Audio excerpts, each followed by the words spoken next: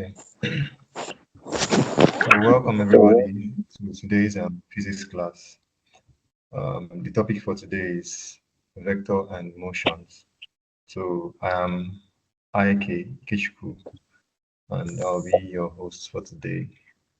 So in today's lesson, we'll be learning vectors, vector addition, vector subtraction, resolution of vectors, vector multiplication. We'll also be learning about scalar and vector quantities, Cartesian coordinates, and more. So let's just hop into the lesson. Hope you can see clearly. You can see my screen clearly. Yes. Okay. So let's go. So the first we'll be starting with is the definition of what vectors are. So I know it's popular. Most of us know what vector quantities are. We've heard of vector quantities, we've heard of scalar quantities. These were the foundations of studies of physics. One of the, let's say, first topics in physics. We always look at scalar and vector quantities. So the vector quantities are quantities that have both magnitude and direction. And their counterpart is scalar quantities. But we'll be starting with vector quantities first. So for vector quantities, we say they are quantities that have both magnitude and direction. We'll be explaining what this statement, magnitude and direction, mean later on, but let's just move on with definition. So we say vectors are represented by arrows. They are represented by arrows. So when you see a vector, how you tell that something is a vector? Let's assume they said A is a vector.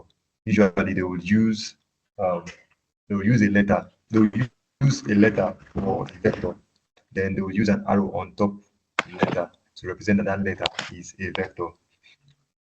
So as I said here, they are represented by arrows in diagrams. And examples of these vectors, we have velocity, displacement, weight, force, momentum, current, and acceleration.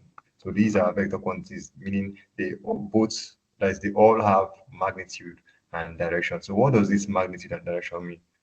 It means they have a static value and they also have a directional value. Like you can tell their value as an entity, and you can also tell the direction which these entities are moving towards. So now going to scalar quantities, they have magnitude, but they don't have direction.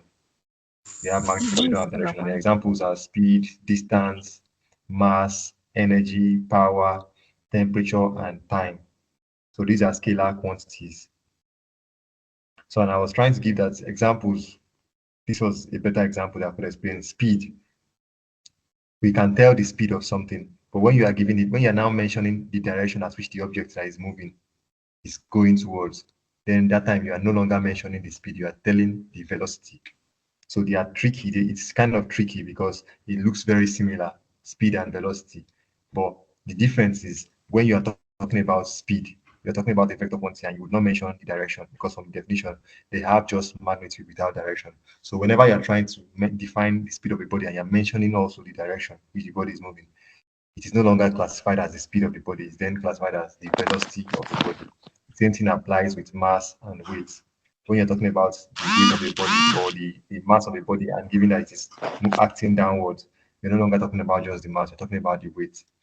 So unless this was where I was before I was called that. This was the slide I was before you drew my attention back. That you're not seeing my screen. So hope you can see my screen right now. Yes. Yeah. Okay. So now, vector addition. We said there are different ways for vector addition, but usually you would, because of the exam scenario we are talking about, you would not really see graphical, even in WAEC, you barely see graphical methods of vector addition. Even Nigeria generally, you would barely see it. It's not that it does not exist. Maybe in university level, you will see something like that, but maybe in statics and maybe some other advanced engineering level, you will see graphical methods of addition of vector.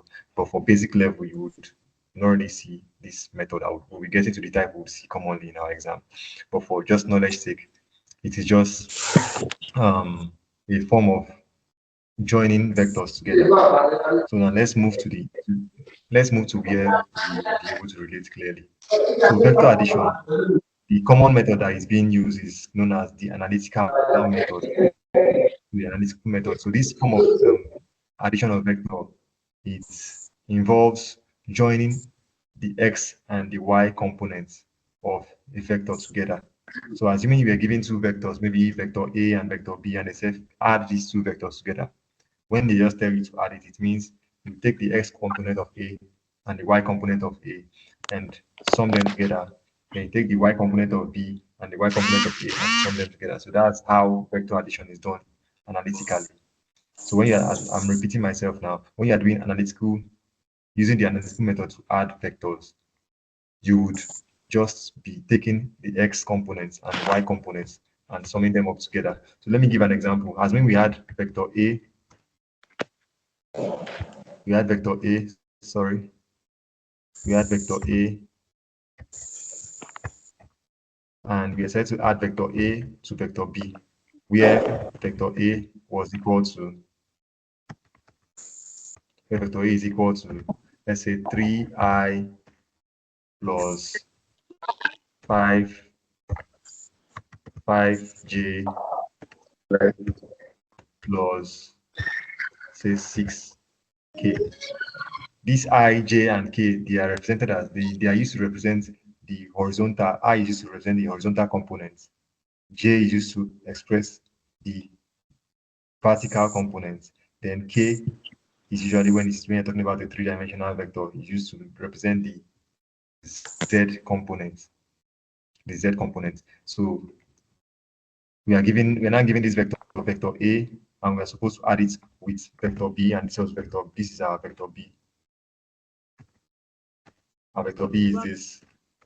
Say we have B to be equal to I plus 3j minus 4k. Sorry, 4k.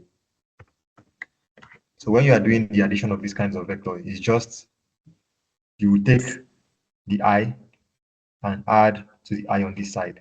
What it gives you, you put it under, and you put I. You take the j and put with the j on this side, add them together. What it gives you, you put it under. You do the same thing for the k components, and you get your final answer. So now let's see how we solve this example now. So they say we should find A plus B. So our A plus B would then be equal to, our I here is, we have for our I components, we have 3.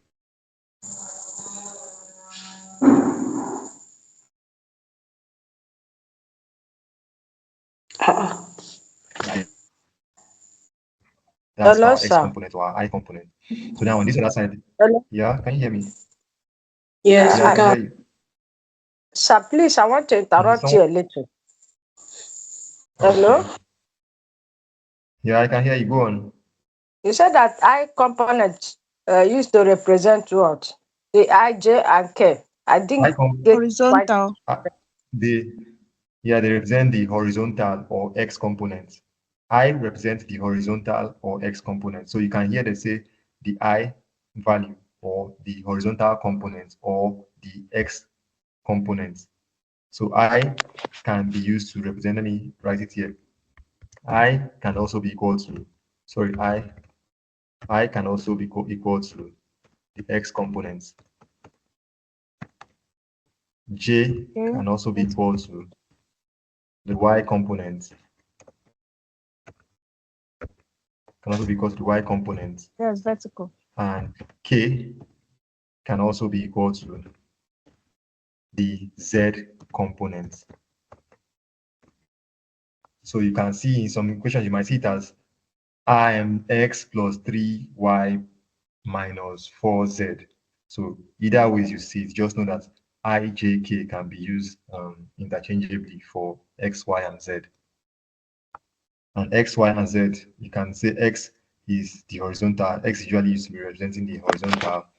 Y is also used to represent the vertical, and Z is usually the third dimension. I don't know how I used to call it, but it's the third dimension of a three-dimensional representation. So it's the Z coordinates. So I can move on, right?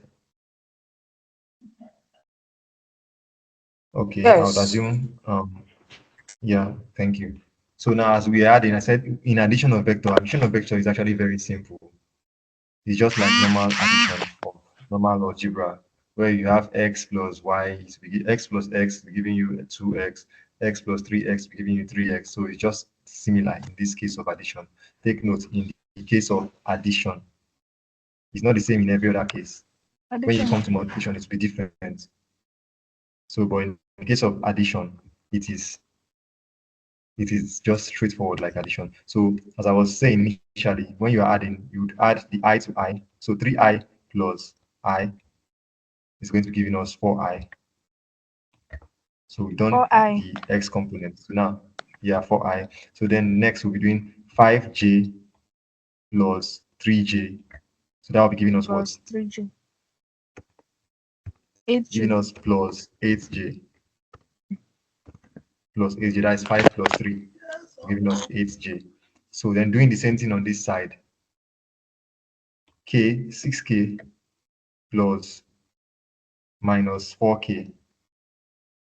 So if you sum these two, it's just like saying 6 minus 4. It's going to be giving us minus 2K. So this will be our final answer for this vector addition.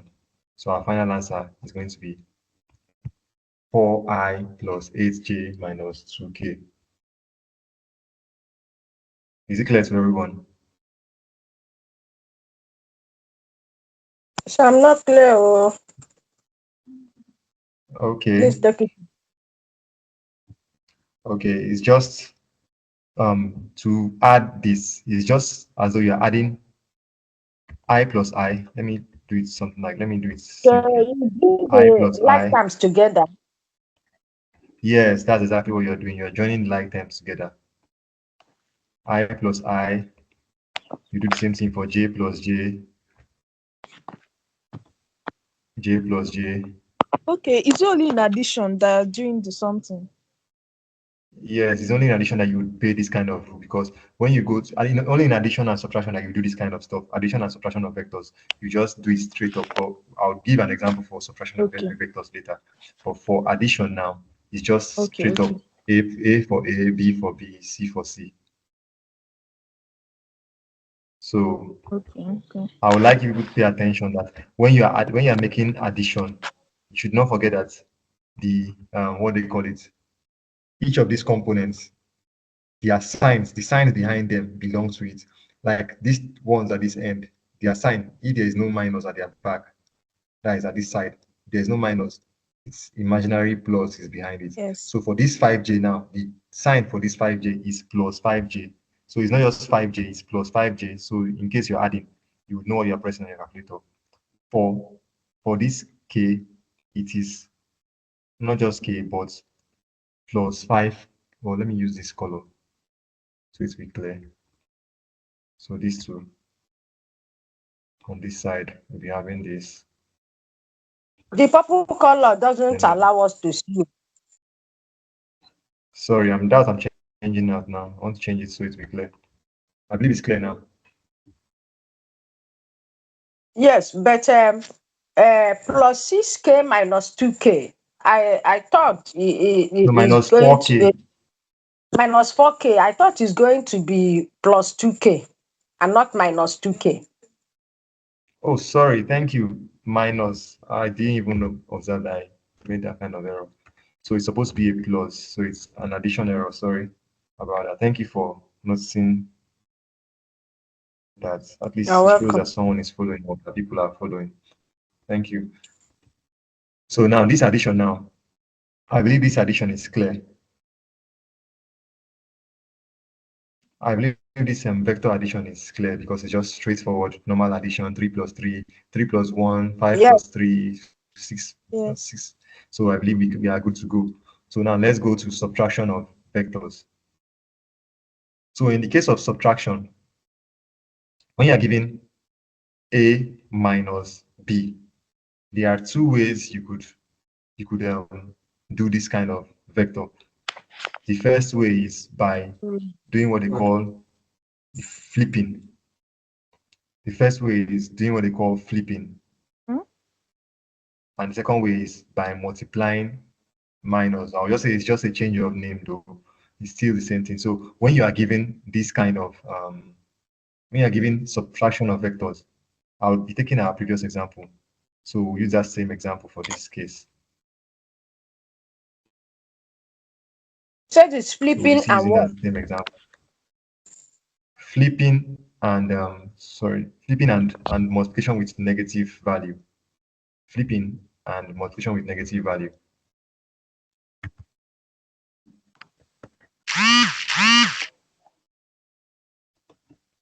So for this now, this is what the question will look like. They will tell us to find A minus B. So it's actually similar, but the easy way is now the one on your left-hand side, the one you are subtracting from the one on your right-hand side. That when you have A minus B, meaning you are subtracting B from A.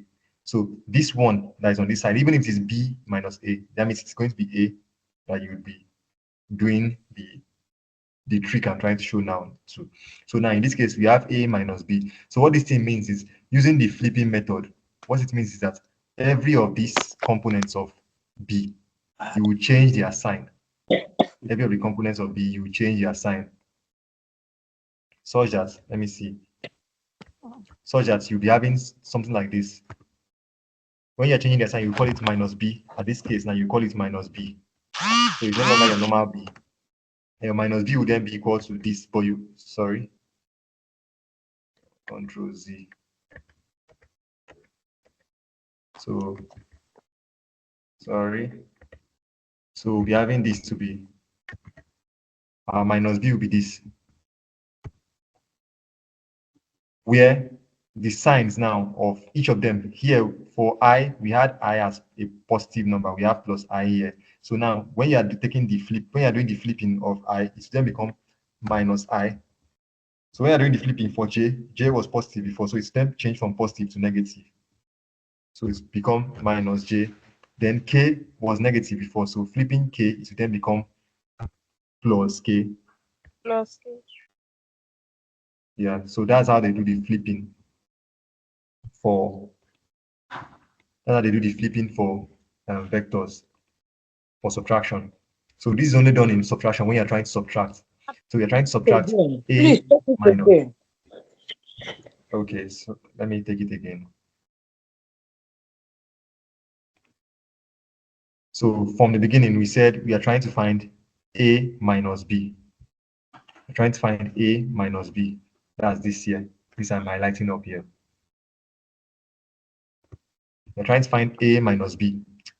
So now, what you would do first, for the flipping method, you would first need to find, the first thing you would do is, you would find the flipped form of B, find the flipped form of B. What that flipped form is, that is minus B. We are looking for the flipped form is minus B. Minus B. We are looking for minus B. That is the flipped form.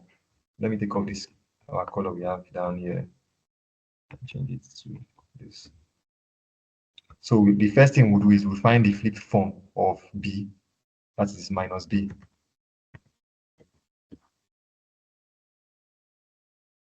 So now to get the flipped form, it just means you take B out, you take your B, and all the signs in each of the components, I has a positive sign. So instead of positive, to get the flipped form of this I components, it will become minus.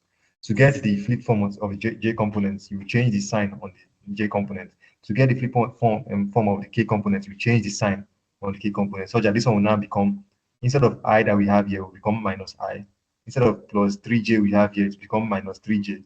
Instead of minus 3K we have here, it's become plus 3K. So it's just that what the flipping is about. So are we good to go? So please, what does it mean? for it to be in a So what does flipped it mean form. to? For Okay, B to be let in a me flipped read. form, does it mean the negative side? Yes. It just means you should multiply it through by minus. So I said there are two words that they use. They could say they're using the flip form, or they will tell you to multiply with negative sign. Okay. You get? So Mm. it's just like as if taking the inverse of every of the things that are there. If you have B, as mean B was minus I minus 3J plus 4K. In the flipped form, it will then become plus I plus 3J minus 4K. A It just means minus changing the sign, all the sign plus and minus, you change them in the flipped form. Okay. Am I clear? Yes. Okay. So now once you've done that, once you've gotten the flipped form, the next thing you just do is you then use the flipped form to add. The next thing you use the flipped form, that is, you use your A now to add with your flipped form. So that's with your minus B. Your minus B is your flipped form. So you just do A plus your normal minus B. Such as is now these two you'll be adding together. This one you'll be adding with this one. 3I. You'll be adding it with this one. So let me remove every other color from every other thing here.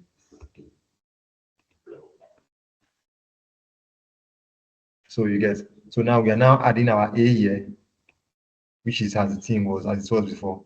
We're adding our A with our minus B, as you can see here. So you will now be saying 3I minus I, as you'll be adding it now. It's just not, because once you've done the flipping, you now add it like normal vector addition, the same way we do our normal vector addition. 3 plus minus I, not minus. 3 plus minus I. Whatever it gives you is going to be minus 2 minus I. It's going to be giving you 2I. Then now we have 5 minus 3J. It's giving us 2J. Sorry, plus 2J. Plus 2J. Then 6 plus 4K, that's 10K. That's plus 10K. Yeah. So this would be our final answer. This would be our final answer. Sir, please come again. I didn't understand. Okay. So did you understand the flipping aspect? Yeah. Okay. So once you flipped it, you just treat it next like normal vector addition. Just forget that they said subtraction. Just treat it like normal addition. So 3 minus I is what? Because now we are comparing. Let me now compare it. Let me just do it as we did it before. Let me remove all the colors so it will be clear. We'll then do normal I component and I component, J component. And so now we're doing 3I plus minus I. They will be under one family. That's 2I. Yeah, that's 2I. Next, we'll be doing 3J plus 5J.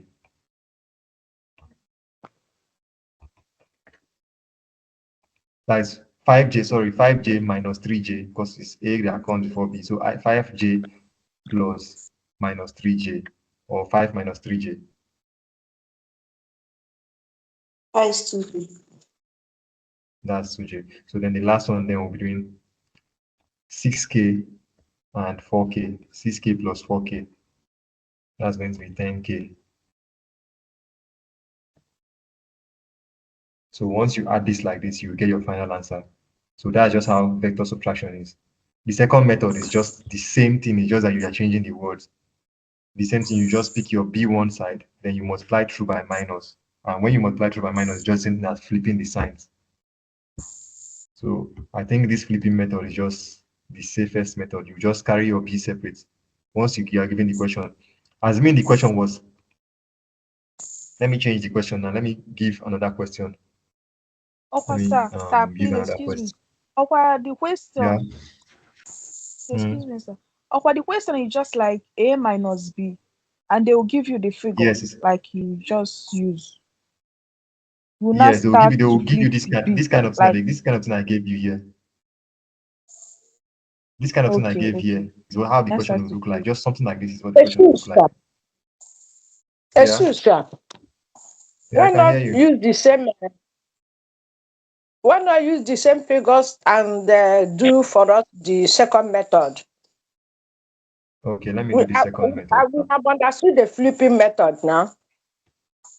Okay, so let's do the negative method, or the addition of negative sign, or the multiplication with negative. So the next method now will be, let me create a slide where I can type in. So I'll be going back to The same.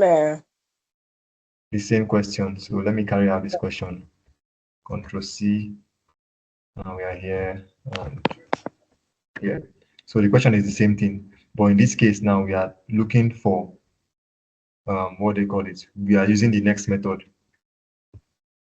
So we are still looking for a minus b, but now we're not using In a the next negative method, which is method. the negative, the addition of negative, or product with negative.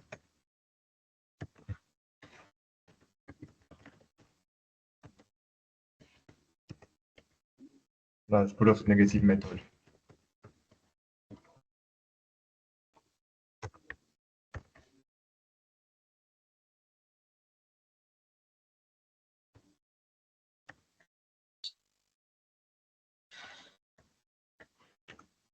So for this product with negative method, you would still take your a,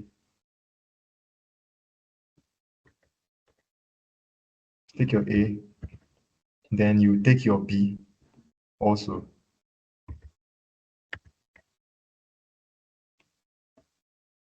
Then you then multiply b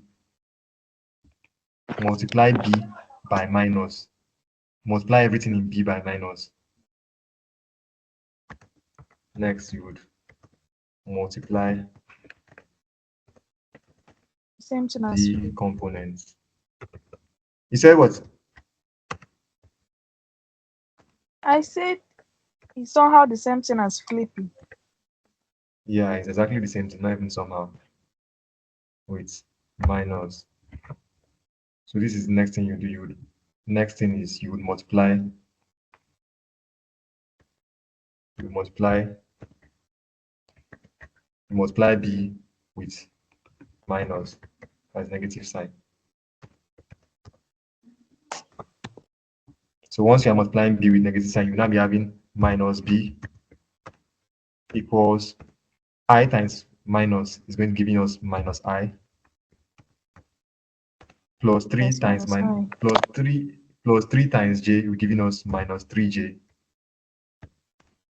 minus 3j. 4k times minus is giving us plus 4k. So then we have this now. So once we've done this, then we'll then do our normal addition. The same way we did for the other one, we'll do normal addition, adding this, just these two. So we then add this. We then add, sorry. A. You then add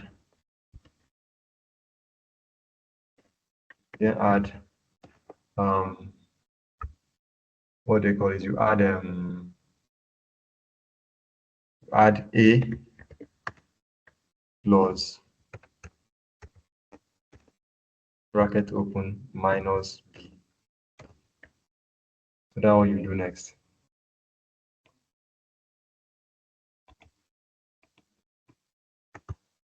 So then when you do that, you will then have what we had in the former place. You then have the same thing.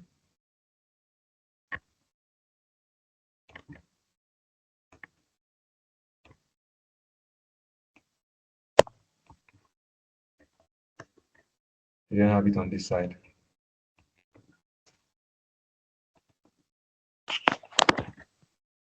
So you then have it as this.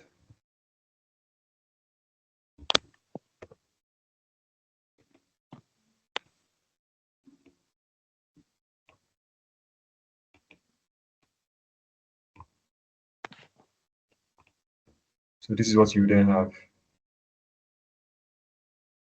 So I believe it's clear. Let me take this off first.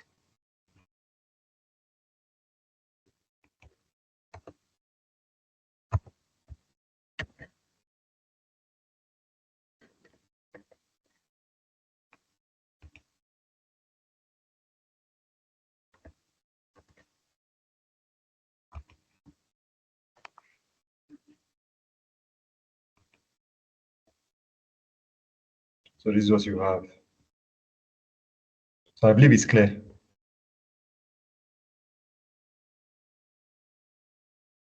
Hello, can you hear me? Yes, it is clear. Yes, I. Okay. So now let's move on to the next. So it's the same answer. We got the same answer now. Yes. I said this one is just another method. So you can choose to use either the flipping method. This first one is the flipping method.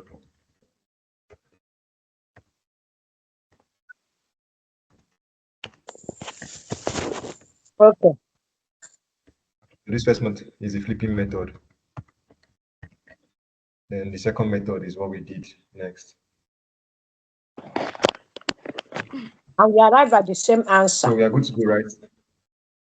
Yeah, you arrive at the same answer.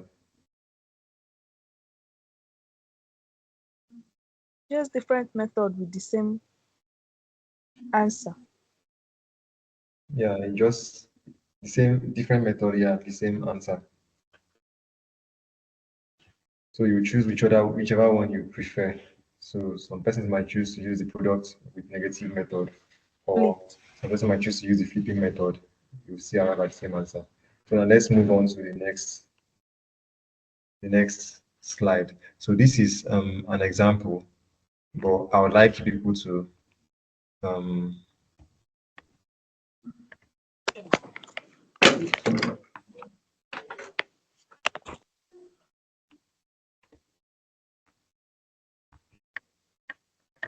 so I'd like people to solve this and give me your answer in the next 5 minutes. I'll be quiet for the next 5 minutes. So this is the question here. We have the first question is A plus B, and this is it here. This is our A here. This is our B here. Let's see, Control Z. So this is the question. Find A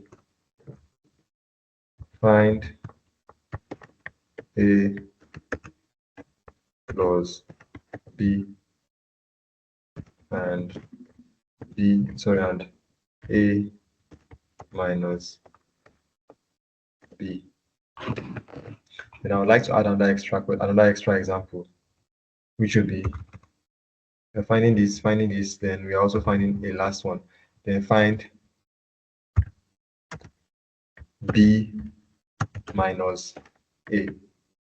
So I'll give just from now till 10:05 before I'll resume, so we can do something else.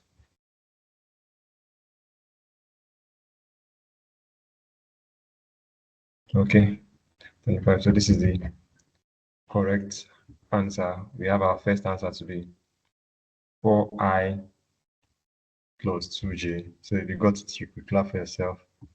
The second answer to be 2i plus 6j. So this is the second answer. If you got it, you can still clap for yourself. Then let's see. If you did not get it, we would solve it together, and I'm sure we should get it together. So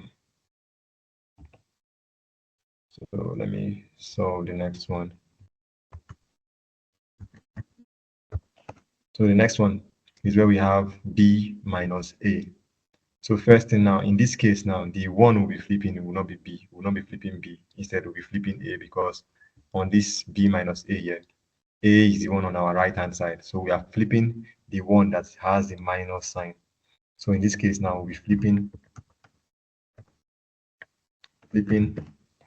A to get minus A. So to flip A now, our minus A would then be equal to our A was formerly 3i plus j. So now, in this case, now it will be minus 3i minus 4j. So that our minus j, our minus a will be minus 3i minus 4j. So this is our flipped a. So then now we'll be adding it with our b. So to add it with our b, we'll then be having our b. Our b is equal to I minus 2j. So now we'll then be doing getting our final answer, which is b minus a, which is or b plus minus a.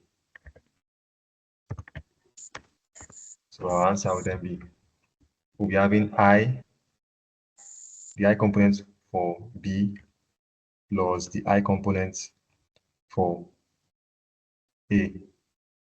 Be summing them together. So that will be giving us minus 2i.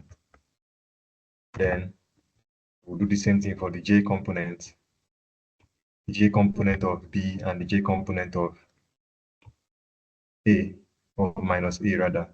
So we'll be having minus 6j. So our final answer is for this one is going to be minus 6j. So that's the final answer for this our question C. So I hope it's clear. Can we move on to the next? So I didn't get something. This plus this b plus bracket minus a. Why did the sign change? I thought it's supposed to be b minus a. Yes. B plus minus a is same thing as saying if you multiply plus times minus, it will become b minus a. So the reason why I'm saying is b plus minus a is because now we are adding this one and this one. So the first one now, we have the first one up to be b, these are b. Second one now is minus a, so not just ordinary a. So if I should write b plus a, it's not going to be correct. So it has to be b plus minus a. And b plus minus a is same as saying b minus a. Isn't it correct? Yes. Yeah, thank you. So we can move on, right? Hello, sir. Yes. Yes, yes, ma'am. For this question b minus a, Yeah. are we supposed to flip the b?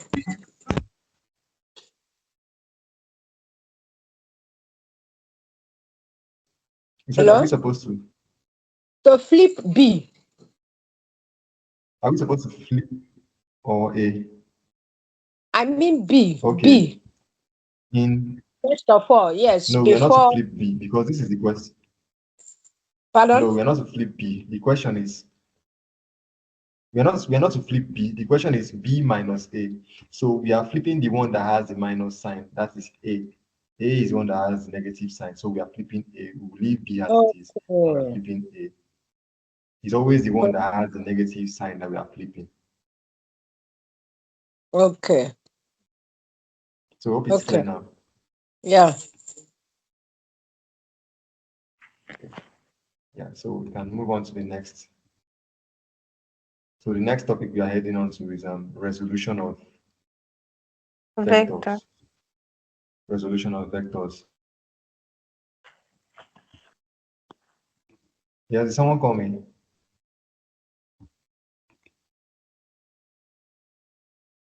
No. So the next topic we are moving on to is resolution of vectors. So resolution of vectors mean breaking a vector into individual components. Breaking a vector into individual components. Breaking a vector into individual components. And it could be into the x components, y components, or even z components. So we said that there are usually 3 components majorly. They are usually the x, y, and z, or I, j, and k components. So now, We are not talking about resolving a vector or resolution of vectors because it's the same thing. You can hear the question say resolve a vector, or they'll tell you find the resolution of a particular vector. So it's still the same thing. Whether you see it as resolution or resolving of vectors, it's still the same thing. So when they're asking you to resolve a vector, it means break a vector into its individual components. That is x standing on its own, y standing on its own, and z standing on its own. So the reason for resolution of vector is because it helps to simplify.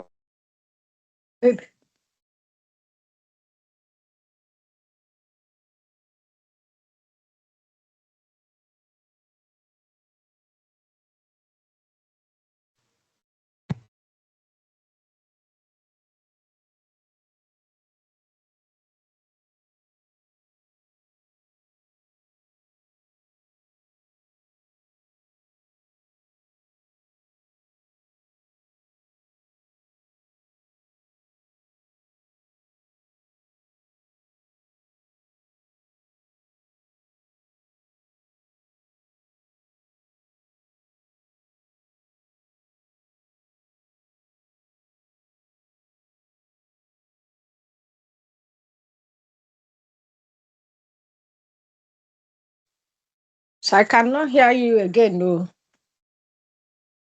Hello, sir. Hello? It's like network is disturbing him. Maybe Hello, it's sorry, not. my network, yeah, my network went off. You can hear me now, right? Yes, sir. Yes, Yeah, Yes, can yes. everybody hear me now? yes. Yes. Yes, we Yes. can hear you. Okay, thank You. you. Yes, Okay, sir. thank you. So let's go on to the solvings for today for this time. So in this case now, um,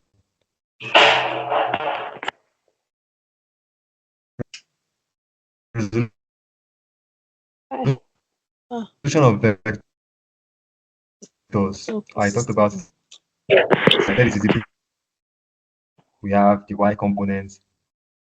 Can you hear me? Yes. Yes, sir. Yes, yes. Can you But hear it's me? cracking. It's cracking. Not that steady. Oh, so sorry. Well, can you hear me clearly Cracking. now? We can't, sir. Yes.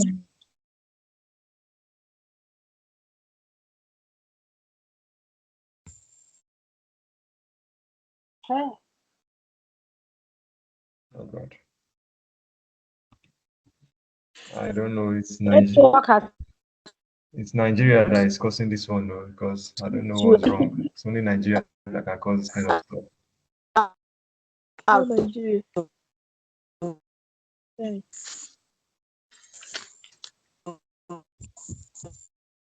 So I believe the network should be stable now. Is it stable now? Can you hear me clearly now? Yes, we can. Yes, sir. Okay, okay. So let me start from where I believe you heard me last. We talked about resolution of vectors, and I was saying it is the breaking down of vectors into individual components, and that is breaking it into its horizontal component or its x component, and into the y component or the vertical component, and z component. So I said this resolution of vector helps to simplify vector problems. So we'll see how this can help us simplify vector problems. So now see an example. This example is called resolving forces into horizontal and vertical components.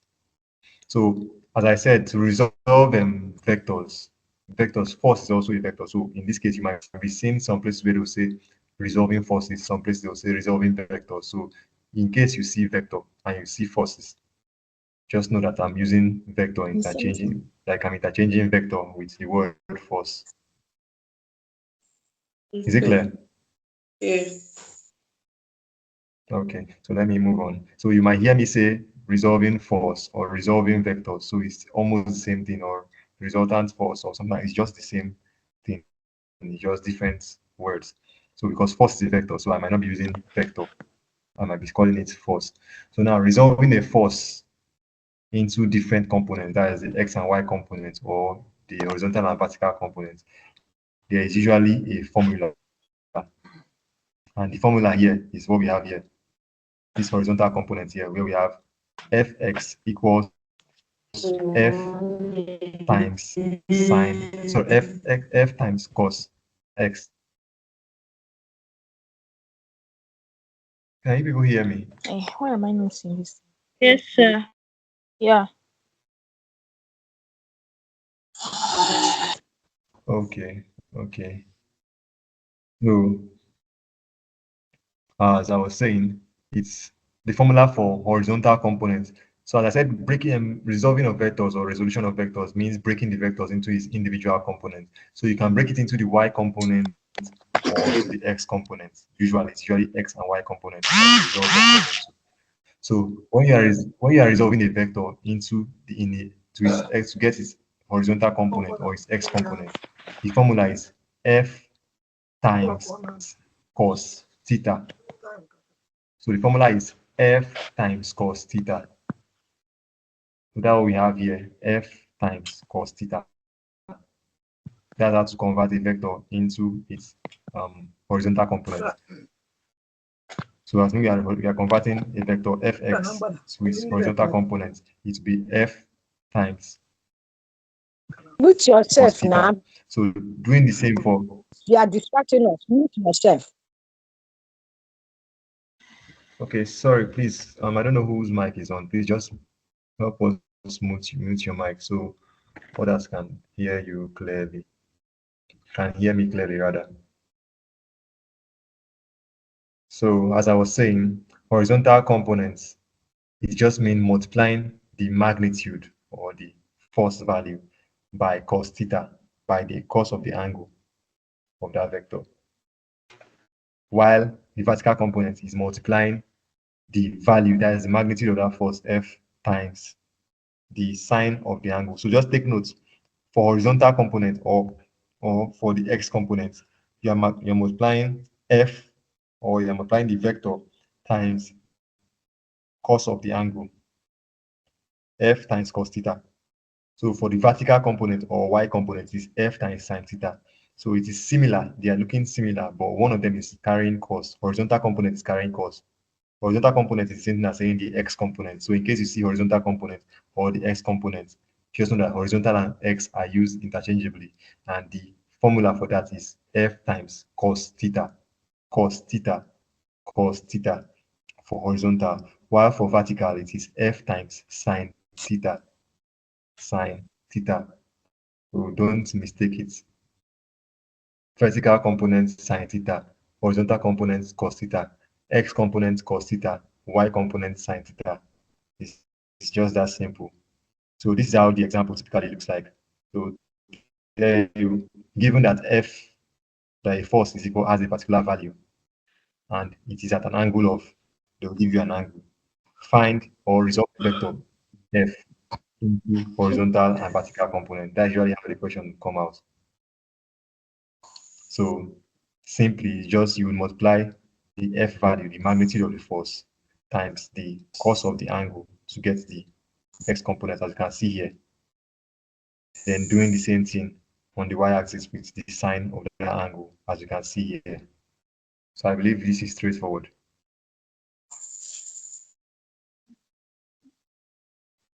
But I believe this is straightforward. Does anybody go? the axis Yes, is sir. not given. So we do both the horizontal and the vertical now. Vertical. Vertical. But it's not. Pardon? Yeah. Yeah, you said horizontal and vertical, and I was saying yes. I say from the question, we are not given Mhm. the axis. So what it means Okay, is what that we work both they asked the the x question, and y. yes, as mean they did not tell you find fx and find fy. They just told you resolve f or find the resolution of the vector f. All they're trying to tell you is to find both x, f for x and fy. That is the vertical and horizontal components. Okay. Is it clear? Yeah, thank you.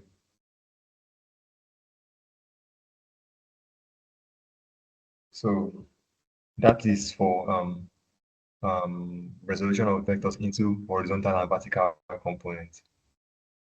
So the answer for this is 39.93 for the x component and 30.09 for the y component. So this is typically how exam questions come up in this resolution of vectors. They will just give you a particular vector value and they will tell you to resolve it into its x and y components. And if you don't know, you think that this one is a difficult question, or it's just for you to just remember the formula that for horizontal components it's just f times cos theta, and for vertical components it's f times this times sin theta. So it's that simple. So I think we should be good to go. This is just the same thing I'm stating here, but in this case now, I'm trying to put it in terms of vectors, not force now. So now it's in terms of vectors. So vector A now, we have vector AX, the horizontal component is A cos theta. While for vector Y, for the Y component is A sin theta. It's just the same thing. There is no change. So in the former case, I was not using vector, I was calling it force. That's why it was F. But now I'm showing the example in terms of vectors. So it's the same thing, the same way you treat it in terms of resolving forces into different components. That's how you treat resolving vectors into different components. So it's the same thing. So why is this one called if it's not a So now, vector? this it is you can say they can tell you or they'll say resolution of vectors. So either ways, Hello, sir. it's the same thing. Force is a vector, so that is the reason why sometimes they'll say, yeah, I can hear you. I can hear you. Can you hear me? We can. Hello. Okay, someone called me Okay. back. No, not. We Maybe can't our even hear network. you again. She's having Oh, network sorry. issues. She. Okay, I don't know whose network is bad, whether it's my network or her network. Bro, you could just pardon us. It's Nigeria. Yeah.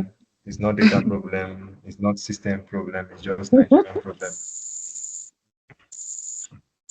Nigeria. Let's move on. Let's move on. Our country. It's just you can see it as if it's vector, you will not see it as F. If it is force, you will not see it as A or B. So it can be A, B, C, P, Q, R, any letter. So long as they're asking you to resolve it or find the resolution of that letter, just know that you're going to get the X component and the Y component.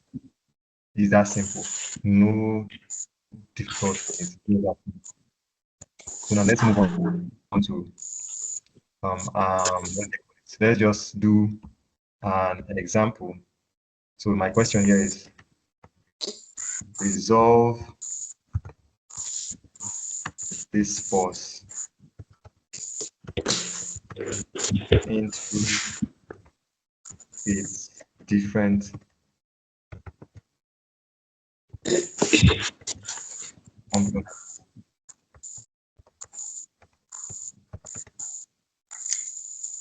So for the sake of time, I might not wait till you solve it, but just write it down and probably solve it later. And Okay. maybe when I'm done, I'll give you the answer. I'll give you the answer to this. I'll give you the answer to this stuff on the PDF. You'll see it on the PDF or the file I'll be sending to you after this class. So it's actually simple, just like what we did in the previous slide. So we'll be going to resultants of two forces. So this one is not just resolution now, it's what they call resultants. Resolving forces is different from finding the resultants of two forces. So as you can see here, I said when two forces act at an angle to each other, their resultant is a single force that has the same effect as both forces acting together. So just like as you're trying to say, when let's assume there is a door and two people are trying to pull the door open. Two people are standing on the same side of the door. Maybe I'm trying to pull the door open to the left. The other person is standing on the other side trying to pull the door open. the resultant of two of us force is always going to be equal to a single force. It's always going to be equal to a single force, and that single force is called the resultant vector. And that resultant vector, there is a relationship between this resultant vector and the previous forces that was acting on the body. Sorry for the too much talk, but in simple terms, it's just like as if you've seen where they're trying to move all this malu, when they want to kill or they want to remove it from car. Someone would hold the head of the cow, the rope that is tying the head of the cow. Then someone will hold the rope holding the leg of the cow. So one person will be pulling it in another direction, one person will be pulling it in the other direction. So they are pulling at different angles. They are pulling the cow, one to the left, one to the right. So there is always going to be called a resultant vector that might be at the middle of both forces. And that resultant vector, it has the same effect that both forces have. So that's what resultant vector is in, let's say, in visual terms, like seeing it realistically or realistic in a realistic view. So that's just what resultant of vector is. It's just a single, is when you say find the resultant of a vector or resultant of forces. Remember I said I can use force, I can use vector. So when you say find the resultant of two forces, it's just they're trying to tell you to find a single force that can represent both forces. A single force that can represent both forces. So now there are two ways that they can calculate this resultant force. There are two ways they can calculate the resultant force. And it's not really that there are two ways, there are two conditions in trying to calculate the resultant force. The two conditions are the first one, when the two forces are parallel to each other. And that time, when they are parallel to each other, you would use the parallelogram law of vector addition. My time is just running very fast. It's just seems like we have 2 minutes. But let's see what we can make out of these 2 minutes. So when you are trying to get the resultant of two forces, the first thing you need to know is the angle between the two forces. You know, we talked about when we were talking about vectors, we said it's dealing with two forces acting at an angle to each other. So the first thing you need to know is what is the angle between the two forces before you would be able to get the resultant force. You need to first know the angle between the two forces. Because when you know the angle, then you can solve to get the resultant force. So there are two conditions that can happen. The first one is when the forces are parallel to each other, they will use what they call the parallelogram law. Or when they are at an angle, sorry, they will use what they call the parallelogram law or vector addition. When the two forces are at an angle to each other, they will use what they call the parallelogram law or vector addition. So when the two forces are at an angle to each other, they will use the parallelogram law of addition. That is when the angle is between 0 to 89. I did not write this one here, but that's when they say they are at an angle to each other. They are usually between 0 and 89, then 91 to 180. That's just so long as they are not 90. So long as the angle between the two forces is not 90, you will use the parallelogram law. So long as, I can say that is a simple way to understand when to use the parallelogram law. When the angle between the two forces they are trying to get the result. Okay, sorry, let me repeat what I've been trying to say.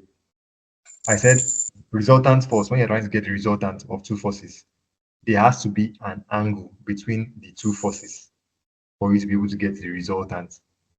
So the resultant actually mean a single force that has the same effect with these two forces. Just like as if, let me use an example.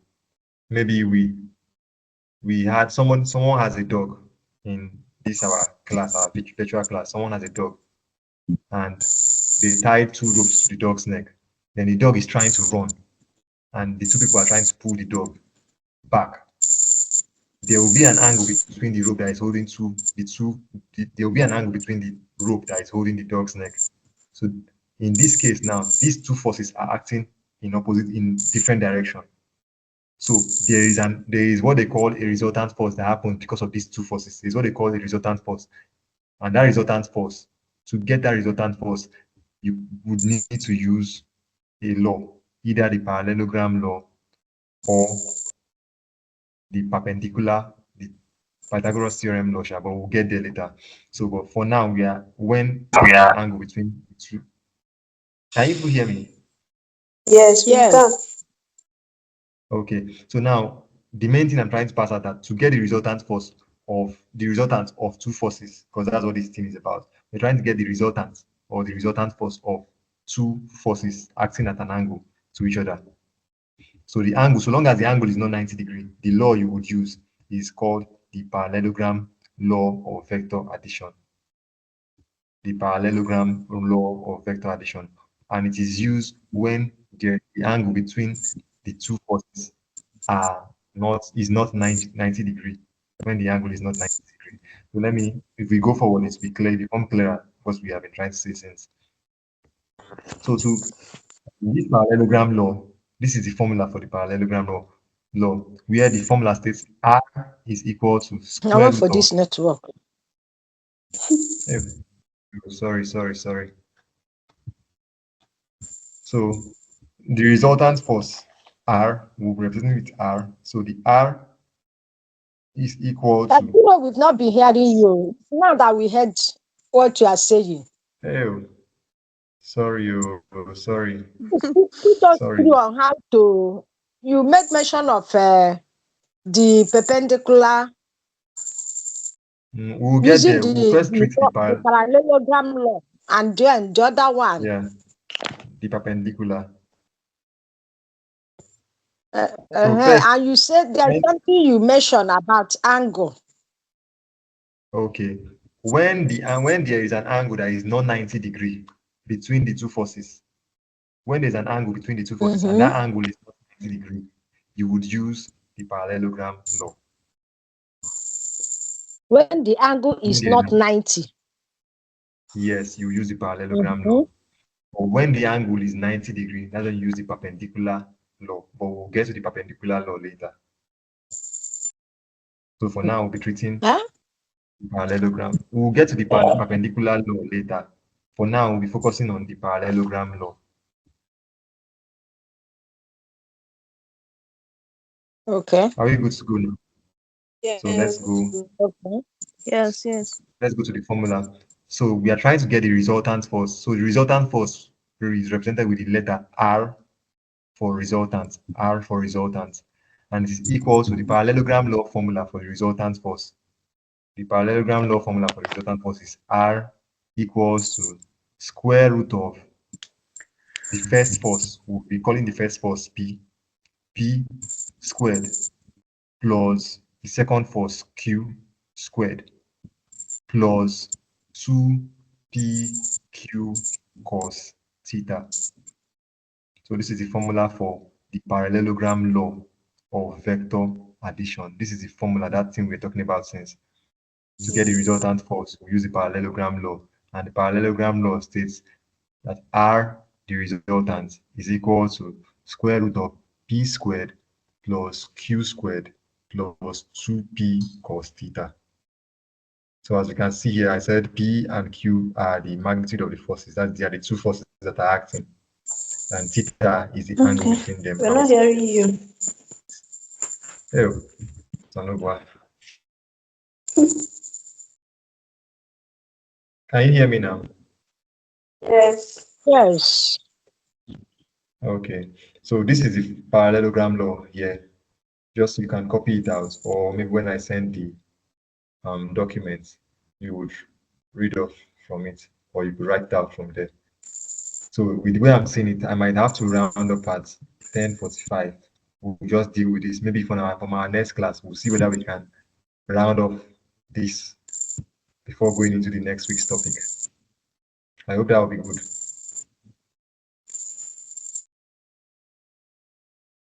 Hello. Yes.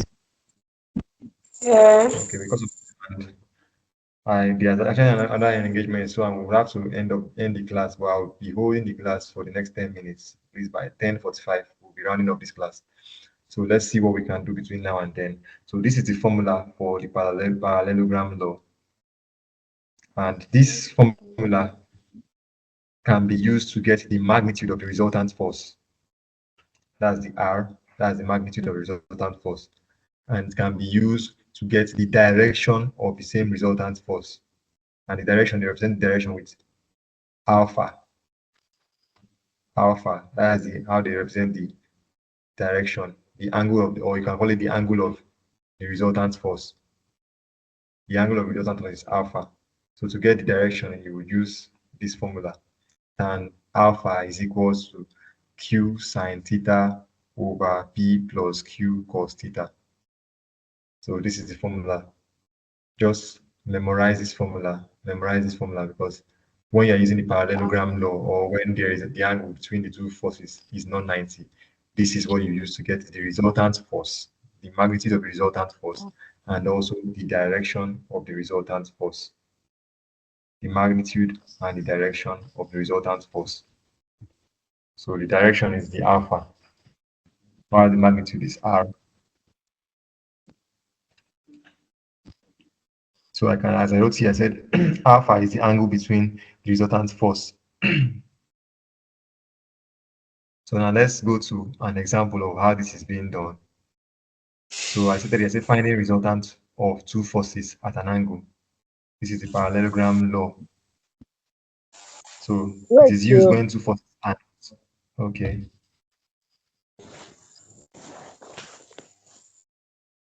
You said alpha is what? Alpha represents the angle of the resultant force, or the direction of the resultant force. Is the angle of the resultant force, or the direction of the resultant force.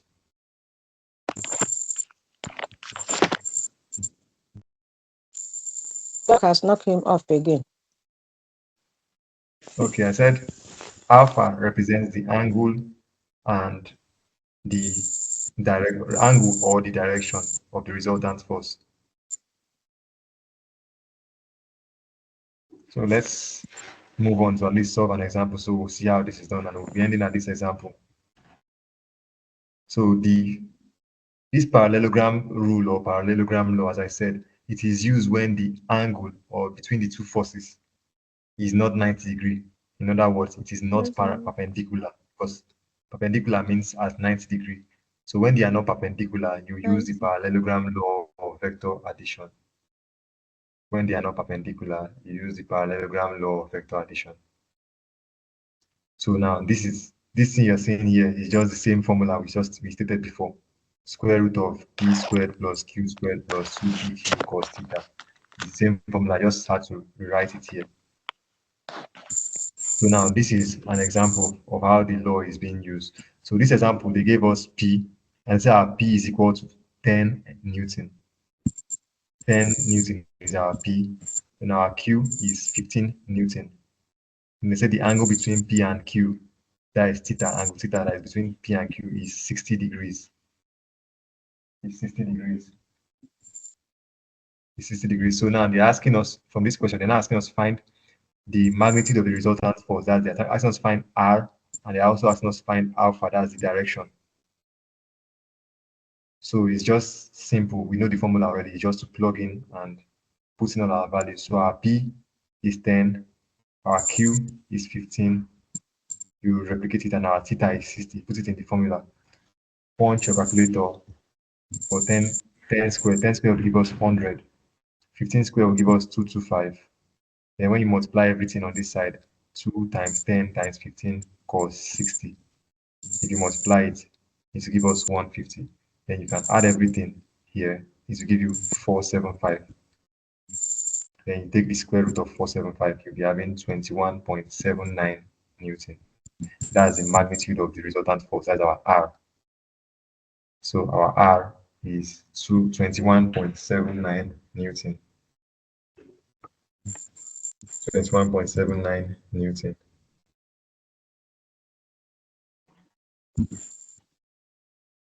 So I think we can hop on to the next portion of the same question. We're looking now for the direction. So to get the direction, we'll use the same formula that we were given before. That's this formula, tan theta. This formula is the same thing as this formula here. It's the same, just that we are putting it now in straight form. It's the same thing. We have tan alpha. We have tan alpha here. We have q sine theta up. we have q sine theta up. Under we have p plus q cos theta. Under we also have p plus q cos theta. So it's the same thing. It's just that they wrote it in that's a straight form. So now to solve this is just the same straightforward way. Would our q here is 15, we put 15 here. Sine theta, our sine theta is 60, so sine 60, you put it here and you get 0.866 divided by our p is 10, you put your 10, plus our q is 15. That's 15, you put your 15. Then cos theta is 60, cos 60 is 0.5. So once you do this, do the math, 15 times this, when you multiply all this here and multiply all this here, you'll be having 12.99 over 17.5. 17.5. So when you divide this now, you'll be getting 0.742. And remember, that is not your final answer. That's just tan alpha. Take notes. That is not your final answer. That's just tan alpha. Because most times, your exams, if it's objective, they will trickishly show you 0.742 as the answer, while the real answer is when you now take tan inverse.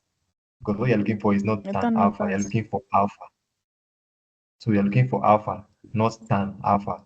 So you need to be very, very conscious when you're solving it. This place is somewhere that can make you probably miss mark, like you actually know the real answer. So just take notes. You're not looking for tan theta or tan alpha rather. You're looking for alpha. So make sure you take the tan theta of what your final answer gave you here. So tan theta of 0.742 it will now be giving you 36.56 degrees. So I hope that is straightforward. Tan alpha. So why is it tan raised to power -1?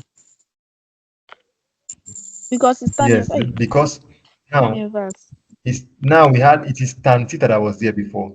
Let me use this one. It's tan theta that was here. We have solved everything on this side. So now when we solved everything on that side, it gave us 0.742. So tan theta is now equals 0.742. So instead of having tan theta equals 0.742, we are looking for theta. We are looking for alpha, tan alpha. So we have tan alpha. So when you say if you're looking for, if you answer, let's assume you're trying to look for 2x, you're looking for, they say you find x. If you have 2x, you've not gotten x yet, you have to divide both sides by 2 to get your x. So that is the same thing now. You're looking for alpha. But now you're having tan alpha is equals to 0.742, as you can have here. Tan alpha is equal to 0.742. So to get only alpha, you take tan inverse. Anytime you have, even if it is sine theta or sine something, when you're trying to remove the tan from the side, from the back of the theta or the alpha or whatsoever angle, when you're trying to remove the tan, you take the inverse of it. So it is, if it is be sine here, it's be sine inverse, like sine raised power -1. If it is be cos, it will be cos raised power -1. But since it's tan we have here, it's going to be tan raised power -1. Then when you punch it in your calculator, you put it as shift tan, you get tan inverse. In your calculator, you press shift, then tan, you get tan inverse. On your calculator, you press shift, then you press tan. That's how you get tan inverse in your calculator. So if you press shift tan, then you press 0.742, you will be able to get 36.56 as your final answer. Please. So, okay, so I'll be any question that just permits me. This is 10+5. There's another engagement that I'll need to go for, and that will be the reason why we'll be ending the class here. So if you have any question, just write it down. Write it down, or you could drop it on the group. We are still on the free session now. You drop it on the group, general JUPEB group, then I would respond to you as I see it. Just on the group out when I drop the file. If you want to send me any question, you tag me or just refer to me so that I will know you are sending me a question. Then I would see whatever the question is and I'll give you your answer. I'll try to give you an answer as soon as possible. So thank all of you for your audience, and I hope you all learned this a thing or two. And I'll see you guys when next we see. So till then, Thank you, sir. thank you and good night. Thank you so much. Good night. Thank you. Thank you. See you. Thank you, sir. Good night.